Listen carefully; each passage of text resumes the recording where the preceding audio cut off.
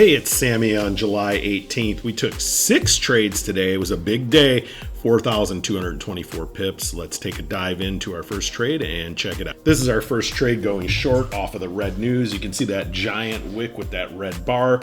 That's where the data flipped over and we entered. Now, I apologize. Wasn't able to really get any video today. For some reason, I left my video player on and it was recording a completely different monitor, but I managed to still always get my screenshots so I can go back and look how everything looks on the hard right edge. That's a tip I recommend for all traders. I also dragged the trade out of the trade journal so you can see we locked in 694 pips on this trade. This is our second trade now at the open. So what happened was the data completely shifted over on the short time frames and we grabbed this long going up towards this gray shadow box here. You can see we already had our stop loss move to break even plus 25 to protect the trade. This is our third trade. So we locked that. Don't worry, I'm going to show you what all three of these trades look like. But this trade actually unfortunately became a plus 54 pip break even trade.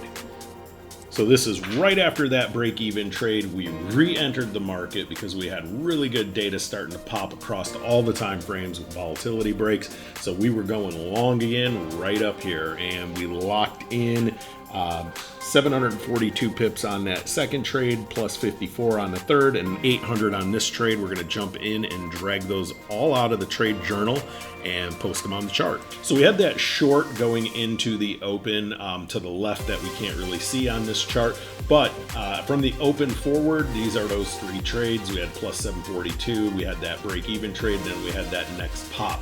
The reason we were playing so conservative on these longs is every one of these was a record pushing trade basically, and we never know when we're breaking new records how far the market's actually going to move, so we play a lot more conservative. Now this is our fifth trade right here. The market corrected. It came off of R1, as you can see, way up there with that blue tracer. And the data started really hammering to the short side. You can see we have multiple time frames with momentum in that top panel, multiple time frames going into deep sentiment in that middle panel.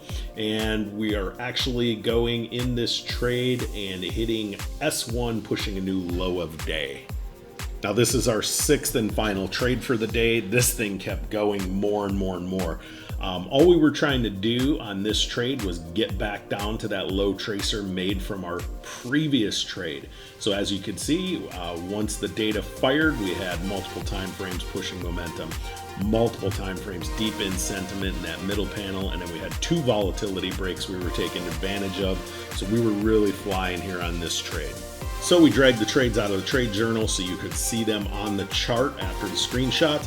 We had trade 5 with 1,038 pips, and we had trade 6 with 896 pips. That's 4,224 pips for today, going in 2 different directions. We went short from the red news. Then we took 3 trades going long, with one of them being a break even. Then we had to wait for a few hours for that data to start flipping and running down the other side on all the shorts and the sell-off from the record high.